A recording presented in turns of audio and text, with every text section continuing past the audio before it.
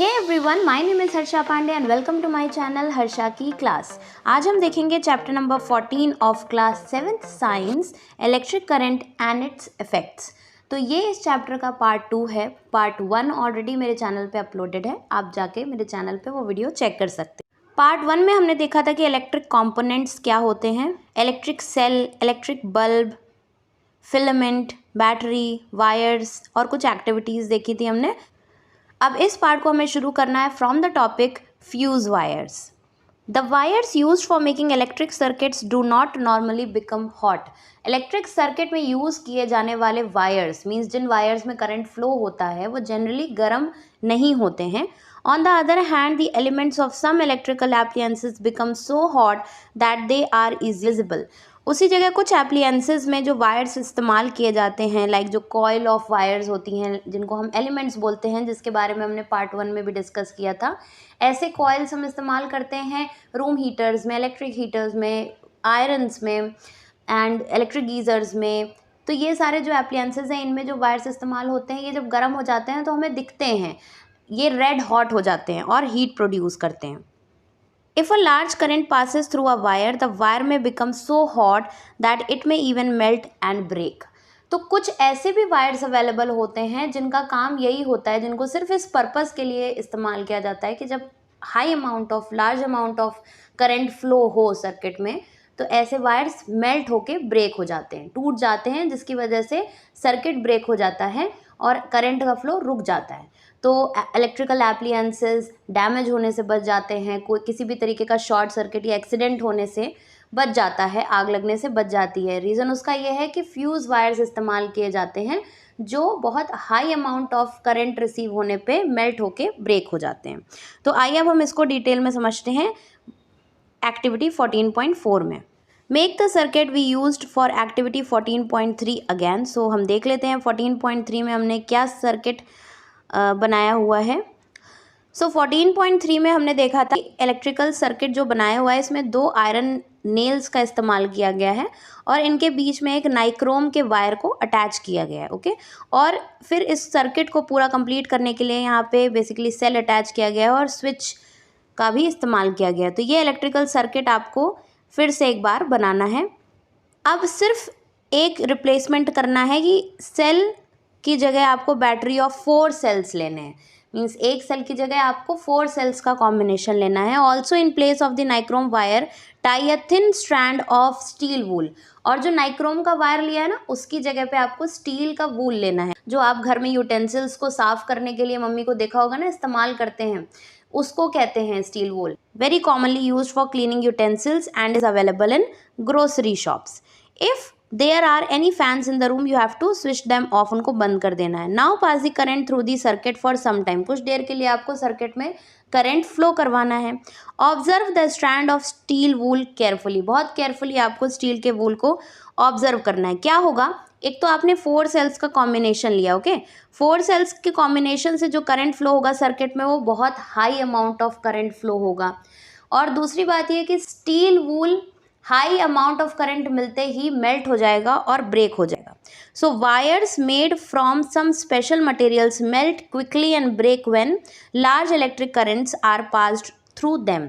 तो कुछ वायर्स ऐसे होते हैं जो कुछ ऐसे स्पेशल मटेरियल से बने होते हैं विच मेल्ट क्विकली, इमीडिएटली वो मेल्ट हो जाते हैं, पिघल जाते हैं, टूट जाते हैं जब लार्ज इलेक्ट्रिक करंट पास होता है उनके through.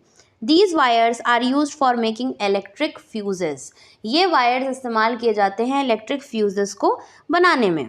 In all buildings, fuses are inserted in all electrical circuits. तो सभी इलेक्ट्रिक सर्किट्स में इलेक्ट्रिक फ्यूजेस का इस्तेमाल किया जाता है। There is a maximum limit on the current which can safely flow through a circuit. तो हर एक इलेक्ट्रिक सर्किट में एक करंट फ्लो होने की लिमिट होती है, जितनी सेफ लिमिट होती है। अगर उसके अंदर करंट है तो इट्स फाइन, लेकिन अगर उससे ऊपर होता है तो इलेक्ट्रिक फ्यूजेस में जो ये वायर्स है ना, ये मेल्ट होके ब्रेक हो जाते हैं, तो सर्किट ब्रेक हो जाता है। If by accident the current exceeds this safe limit, so इस सेफ लिमिट से अगर ऊपर हो जाता है करंट का फ्लो, द वायर्स में बिकम ओवर हीटेड। ये जो वायर्स इसमें फ्यूज़ वायर्स जो हैं वो ओवर हीट हो जाते हैं and may cause fire. If a proper fuse is there in the circuit, अगर नॉर्मल वायर्स हों तो वो ओवर हीट होकर एक्सीडेंट्स हो जाएंगे, उनकी वजह से आग लग जाएगी। लेकिन अगर प्रॉपर फ्यूज वायर इस्तेमाल किया गया है तो it will blow off and break the circuit, it will melt and the circuit will break. A fuse is thus a safety device, तो फ्यूज क्या है, एक तरीके का सेफ्टी डिवाइस है। Which prevents damage to electrical circuits and possible fires, तो electrical damages से बचाता है फ्यूज़ वायर, और पॉसिबली अगर फायर्स भी लग जाएं तो उससे भी प्रोटेक्ट करता है। Fuses of different kinds are used for different purposes, तो डिफरेंट काइंड्स के होते हैं फ्यूजेस, अलग अलग पर्पसेस सॉल्व करते हैं। जैसे यहाँ पे इमेजेस में आपको देखने को मिल रहा है 14.14 में देखिए, इस तरीके के फ्यूजेस जो जनरली बिल्डिंग्स में इस्तेमाल किए जाते हैं, आपने अपने घरों में भी देखे होंगे। उसी जगह इस तरीके के फ्यूजेस जो है इलेक्ट्रिकल एप्लियंसेस में इस्तेमाल किए जाते हैं, टीवी, फ्रिजेस, एसीज, इस तरीके के जो एप्लियंसेस हैं उनमें इस्तेमाल किए जाते हैं। कॉशन मेंशन है, never try to investigate an electric fuse connected to main circuit on your own, so अपने आप ये सारी इन्वेस्टिगेशन नहीं करनी है। You may however visit an electric repair shop and compare the burnt out fuses, तो burnt out fuses जिसमें wires burn होके ब्रेक हो जाता है बेसिकली सर्किट, जो बर्नट आउट फ्यूजेस हैं उनको आप इलेक्ट्रिक रिपेयर शॉप्स में जाके देख सकते हैं, खुद से कोई एक्सपेरिमेंट करने की ज़रूरत नहीं है। One reason for excessive currents in electric circuit is the direct touching of wires, ये होता क्यों है, इसके रीजंस क्या हैं। एक जो सबसे कॉमन रीज़न है that is direct touching of wires, तो सर्किट में बहुत सारे वायर्स होते हैं और ये वायर्स आपस में अगर टच हो जाते हैं वेयर एंड टेयर की वजह से, इनकी ऊपर की कोटिंग जो इंसुलेटेड कोटिंग होती है, प्लास्टिक कवरिंग होती है, अगर वो हट जाए और वायर्स जो है कॉपर की वायर्स आपस में टच होने लगे तो इनसे क्या हो जाता है, शॉर्ट सर्किट क्रिएट होता है। अनदर रीज़न क्या है एक्सेसिव करंट का, of many devices to a single socket, एक ही सॉकेट में आपने बहुत सारे डिवाइसेस के कनेक्शंस कर रखे हैं, एक ही सॉकेट के अंदर बहुत सारे इलेक्ट्रिकल एप्लियंसेस के प्लग्स लगा दिए हैं, तो अब क्या है, बहुत सारा ओवरलोड हो गया है, एक सर्किट में बहुत सारा ओवरलोड हो गया है और उसकी वजह से क्या होगा कि शॉर्ट सर्किट हो सकता है, आग लग सकती है। तो ऐसा ना हो इसके लिए भी फ्यूजेस काम में आते हैं। फ्यूज़ वायर्स का ये काम है कि ओवरलोडिंग जब होती है, ओवर हीटिंग होती है, तो ये फ्यूज़ वायर्स मेल्ट हो जाते हैं और ब्रेक हो जाते हैं। These days miniature circuit breakers MCBs, so MCB normal switches की तरह होते हैं, स्विच बोर्ड होता है उसी में नॉर्मल स्विचेस की तरह होते हैं, बट ये अलग टाइप के स्विच होते हैं, इनको कहते हैं MCBs। इसका जो फुल फॉर्म है that is miniature circuit breakers. These are increasingly being used in place of fuses. So nowadays fuses की जगह MCBs इस्तेमाल किए जाते हैं। These are switches which automatically turn off when current in a circuit exceed the safe limit. जैसे ही current safe limit से ऊपर जाता है ये switches अपने आप turn off हो जाते हैं, means off हो जाते हैं। You turn them on and the circuit is once again complete. Suppose आपने बहुत ज़्यादा इलेक्ट्रिकल एप्लियंसेस चला रखे हैं जो कि करंट के फ्लो को ज़्यादा कर रहे हैं, मीन्स ज़्यादा अमाउंट ऑफ करंट फ्लो होने लग रहा है सर्किट में, तो क्या होगा, ये MCBs अपने आप गिर जाएंगे, मीन्स ऑफ हो जाएंगे। तो आपने जो भी इलेक्ट्रिकल एप्लियंसेस इस्तेमाल कर रहे हो आप उनको अगर आप हटा देंगे, यूज़ करना बंद कर देंगे और वापस जाके इस MCB को अगर अप कर देंगे, मीन्स ऑन कर देंगे, तो सर्किट फिर से पूरा हो जाएगा और सब कुछ नॉर्मल हो जाएगा। ना we observe the heating effect of electric current, हमने हीटिंग इफेक्ट की बात करी इलेक्ट्रिक करंट के, और हीटिंग इफेक्ट के एप्लीकेशंस क्या क्या हैं, मीन्स हम कहाँ कहाँ हीटिंग इफेक्ट को अप्लाई कर सकते हैं, यूज़ कर सकते हैं। अब बात करते हैं हम second effect of electric current and that is magnetic effect of electric current. Means electric current जब फ्लो होता है सर्किट में तो मैग्नेटिक इफेक्ट भी क्रिएट करता है। मैग्नेट्स हम सभी को पता है चुंबक, तो जब इलेक्ट्रिक करंट का यूज़ करके मैग्नेट्स बनाए जाते हैं, मीन्स ऐसे कॉइल्स होते हैं, ऐसे वायर्स होते हैं जो कि मैग्नेटिक फील्ड क्रिएट करते हैं, उसको हम कहते हैं magnetic effect of electric current. तो आइए इसे हम देखते हैं एक्टिविटी 14.5 में। Take the cardboard tray from inside the discarded match box. माचिस की खाली डिब्बी को आपको लेना है, जो इनसाइड वाला, जो अंदर वाला वाइट वाला जो ट्रे होता है वो आपको लेना है। Wrap an electric wire a few times around the cardboard tray, तो कार्डबोर्ड ट्रे के चारों तरफ ऐसे रैपिंग कर देनी है, किसकी, वायर की। Place a small compass needle inside it, इसके अंदर एक छोटा सा कंपस निडल आपको इंसर्ट कर देना है। Now connect the free ends of the wire to an electric cell, एक इलेक्ट्रिक सेल के साथ इसको अटैच कर देना। देखिए ये एक सर्किट डायग्राम है, इस सर्किट डायग्राम में ये वो मैच बॉक्स की वाइट ट्रे है जिसके अंदर एक कंपास निडल को इंसर्ट किया गया है। पूरी ट्रे को आपको वायर से ऐसे लपेट देना है, 4-5 राउंड्स लगाने हैं और उसके बाद वायर से अटैच करना है एक बल्ब, स्विच और दूसरे एंड को अटैच करना है सेल के साथ। तो ये पूरा का पूरा सर्किट कंप्लीट हो गया है।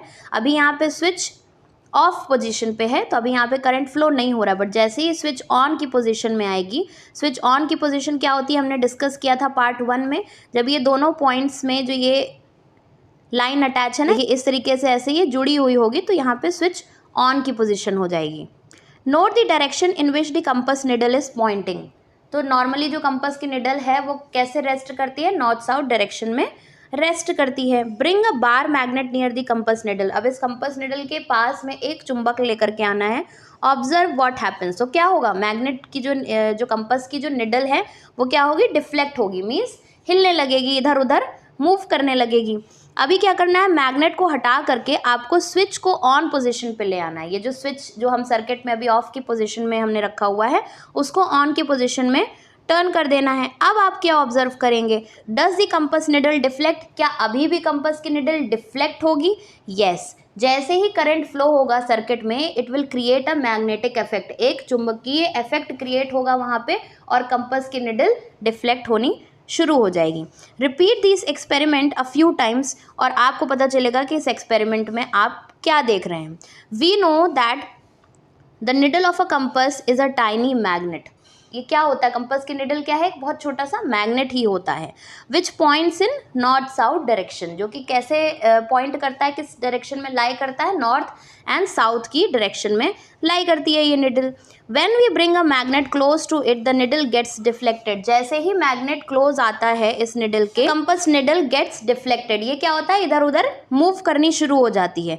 We have also seen that compass needle gets deflected when the current flow in a nearby wire. ये जो वायर हमने रैप करी थी ना, मैच बॉक्स के चारों तरफ जो वायर रैप करी थी, जैसे ही इसमें करंट फ्लो शुरू हुआ तो क्या हुआ, मैग्नेटिक इफेक्ट क्रिएट हुआ और कंपास की निडल मूव करने लगी। तो हमें क्या समझ में आया, that electric current also creates the magnetic effect. This is what a scientist called Hans Christian Oersted also wondered. ये एक साइंटिस्ट थे जिन्होंने ये चीज़ सबसे पहले डिस्कवर करी थी। क्या डिस्कवर करी थी? He was the first person to notice the deflection of compass needle every time the current was passed through the wire. तो इन्होंने सबसे पहले डिस्कवर किया था that when the electric current passes through a wire, the compass needle shows the deflection. So when an electric current passes through a wire, it behaves like a magnet. जब electric current pass होता है wire से तो ये जो wire है ये किसकी तरह बिहेव करने लगता है, मैग्नेट की तरह बिहेव करने लगता है। This is the magnetic effect of electric current, और यही है magnetic effect of electric current. In fact an electric current can be use to make magnets. तो इलेक्ट्रिक करंट की हेल्प से मैग्नेट्स भी बनाए जा सकते हैं। Now the topic electromagnet. क्या होता है electromagnet? As the name says, we are making the magnets using the electricity. The magnet which functions on electricity. ऐसा मैग्नेट जो कि इलेक्ट्रिक करंट का यूज़ करके बनाया गया हो उनको हम कहते हैं इलेक्ट्रोमैग्नेट्स। तो इलेक्ट्रोमैग्नेट्स कुछ अलग से नहीं होते हैं, ये वायर्स ही होते हैं, कॉइल्स ऑफ वायर्स होते हैं जो कि मैग्नेटिक इफेक्ट क्रिएट करते हैं। अब इसको हम देखते हैं एक्टिविटी 14.6 में। देखिए, एक 75 centimetre long piece of insulated means या तो उसके ऊपर प्लास्टिक की कवरिंग हो या क्लॉथ की कवरिंग हो, एक वायर लेना है जो कि इंसुलेटेड कवरिंग के साथ हो, और एक आयरन की नेल लेनी है, कील लेनी है। कील की भी यहाँ पे लेंथ मेंशन है, 6 to 10 सेंटीमीटर लॉन्ग लेनी है। अब क्या करना है, इस वायर को पूरी नेल के ऊपर लपेट देना है, बहुत टाइटली, एक कॉइल की तरह लपेट देना है। देखिए इस फिगर में हमें ये साफ दिख रहा है, यहाँ पे ये आयरन की नेल है और इसको इस वायर से ऐसे ऐसे करके लपेट देना है। अब क्या है, जो फ्री एंड है वायर का, ओपन एंड्स हैं, उनको अटैच करना है हमें सेल के साथ थ्रू अ स्विच। अब ये देखिए यहाँ पे स्विच ऑन की पोजीशन पे, ओके, और दूसरे वाले एंड को भी दूसरे टर्मिनल से अटैच करना है सेल के। अब जैसे ही अटैच होगा और स्विच ऑन की पोजीशन पे आएगा, करंट फ्लो होने लगेगा इस वायर में। इस एक्टिविटी में करना क्या है, अब आपका जैसे ही ये सर्किट कंप्लीट हुआ, यहाँ पे देखिए कुछ आयरन की नेल्स या छोटे छोटे टुकड़े आयरन के पीसेस आप यहाँ पे डाल दीजिए। जैसे ही ये करंट फ्लो होगा, यहाँ पे ये जो आयरन की नेल है जिसके ऊपर ये वायर लपेटा गया है। अब जैसे ही करंट फ्लो होना शुरू हुआ तो ये बन गया क्या, इलेक्ट्रोमैग्नेट। और इसने क्या किया, ये सारे आयरन के टुकड़ों को अपने से स्टिक कर लिया।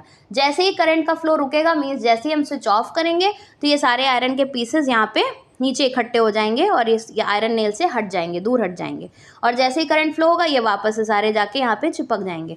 तो हम क्या देख रहे हैं, हम देख रहे हैं एप्लीकेशन ऑफ इलेक्ट्रिक करंट कि किस तरीके से इलेक्ट्रोमैग्नेट्स बनते हैं। The coil in the above activity behaves like a magnet when electric current flows through it. तो यही अभी हमने बात करी कि ये जो कॉइल है ये किस तरीके से बिहेव करने लगी, मैग्नेट की तरह बिहेव करने लगी जैसे ही इलेक्ट्रिक करंट पास हुआ। When the electric current is switched off, the coil generally loses its magnetism। और जैसे ही करंट का फ्लो बंद होता है तो कॉइल के अंदर ये जो मैग्नेटिक इफेक्ट वाली जो क्वालिटी है ये खत्म हो जाती है। सच कॉइल्स आर इलेक्ट्रोमैग्नेट्स। तो इन्हीं को हम कहते हैं इलेक्ट्रोमैग्नेट्स। इलेक्ट्रोमैग्नेट्स का एप्लीकेशन बहुत ज़्यादा वाइड है। इतने स्ट्रॉन्ग इलेक्ट्रोमैग्नेट्स भी बनाए जा सकते हैं कि उनसे बहुत हैवी लोड्स तक लिफ्ट किए जाते हैं। Crane, do you remember crane? Crane भी इलेक्ट्रोमैग्नेटिज्म पे ही वर्क करता है। The end of such a crane has a strong electromagnet attach to it. बहुत ही स्ट्रॉन्ग इलेक्ट्रोमैग्नेट का यूज़ किया जाता है क्रेन में। The electromagnets are also used to separate magnetic material from the junk. Junk means कूड़े कबाड़ में ऐसे जो जंक मटेरियल्स होते हैं बेसिकली जिनका यूज़ नहीं है, स्क्रैप में कई बार क्या होता है कि आयरन की और इस तरीके की चीज़ें पड़ी होती हैं, तो क्या होता है उसको सेपरेट करने के लिए इलेक्ट्रोमैग्नेट्स का इस्तेमाल किया जाता है, क्योंकि जो मेटेलिक चीज़ें हैं वो सारी इलेक्ट्रोमैग्नेट्स के साथ स्टिक हो जाएंगी और अलग हो जाएंगी। Doctors use tiny electromagnets to take out small pieces of magnetic materials that have accidentally fallen in the eye। आई के अंदर अगर किसी भी तरीके का मटेरियल, मैग्नेटिक मटेरियल अगर आपकी आई में चला गया है तो बहुत छोटे छोटे इलेक्ट्रोमैग्नेट्स का इस्तेमाल करके डॉक्टर उनको बड़ी आसानी से निकाल सकते हैं। Many toys also have magnet electromagnets inside them. छोटे छोटे टॉयज में भी टाइनी इलेक्ट्रोमैग्नेट्स का इस्तेमाल किया जाता है। अब बात करते हैं इलेक्ट्रिक बेल की। We are quite familiar with an electric bell. It has an electromagnet in it. So electromagnets का इस्तेमाल इलेक्ट्रिक बेल में भी होता है। And how it works, चलिए वो देखते हैं। फिगर 14.20 में देखिए, It shows the circuit of an electric bell. It consists of a coil of wire wound on an iron piece। एक आयरन के पीस के ऊपर ये कॉयल को, ये देखिए ये कॉयल है, वायर की कॉयल है, ठीक है, आयरन के पीस पे इसको इस तरीके से कॉयल के फॉर्म में लपेट दिया गया है। The coil acts as an electromagnet. यहाँ पे ये कॉयल किस तरीके से वर्क करेगा, इलेक्ट्रोमैग्नेट की तरह वर्क करेगा। इलेक्ट्रिसिटी जैसे ही पास होगी तो ये कॉयल किस तरीके से बिहेव करने लगेगा, मैग्नेट की तरह बिहेव करने लगेगा। An iron strip with a hammer at one end is kept close to the electromagnet. इस इलेक्ट्रोमैग्नेट के नज़दीक देखिए कि आयरन स्ट्रिप है और उसके साथ ये हैमर अटैच है। इसी इलेक्ट्रोमैग्नेट के पास ही ये इसकी प्लेसिंग होती है। There is a contact screw near the iron strip. When the iron strip is in contact with the screw, the current flows through the coil which becomes an electromagnet। यहाँ पे एक screw है, there is a contact screw near the iron strip। इस iron strip के पास contact screw होता है। When the iron strip is in contact with the screw, जैसे ही iron strip इस स्क्रू के कॉन्टैक्ट में आती है, the current flows through the coil। इस coil में करंट की फ्लो शुरू हो जाती है and it becomes a electromagnet। It then pulls the iron strip। In the process, the hammer at one end of the strip strikes the gong of the bell। इस process में क्या होता है, ये आयरन की स्ट्रिप को पुल करता है, मीन्स ये क्योंकि मैग्नेट बन गया, मैग्नेट है तो ये आयरन की स्ट्रिप को अपनी तरफ खींचेगा। जैसे ही अपनी तरफ खींचेगा, इसी प्रोसेस के दौरान क्या होगा, स्ट्रिप जो है वो ये जो गोंग लगा है ना इसमें टकराएगा और जैसे ही टकराएगा it will produce a bell like sound। However, when the electromagnet pulls the iron strip, it also breaks the circuit। The current through the coil stops flowing। Will the coil remain an electromagnet? जैसे ही iron की strip को पुल करता है electromagnet तो circuit भी break हो जाता है और करंट का फ्लो रुक जाता है। तो नो, जैसे ही करंट का फ्लो रुकेगा जो कॉयल है वो इलेक्ट्रोमैग्नेट की तरह बिहेव करना बंद कर देगा।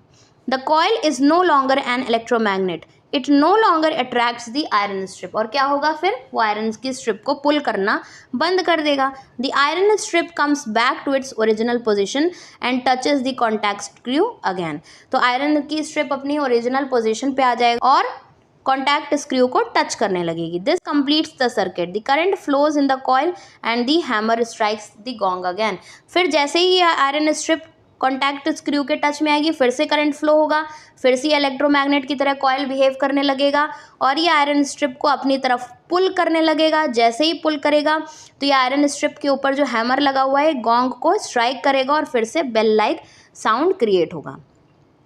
This process is repeated in quick succession. बहुत जल्दी जल्दी ये प्रोसेस होता है, इतना टाइम नहीं लगता है, ठीक है। ये चीज़ बहुत जल्दी जल्दी होती है। The hammer strikes the gong every time the circuit is complete.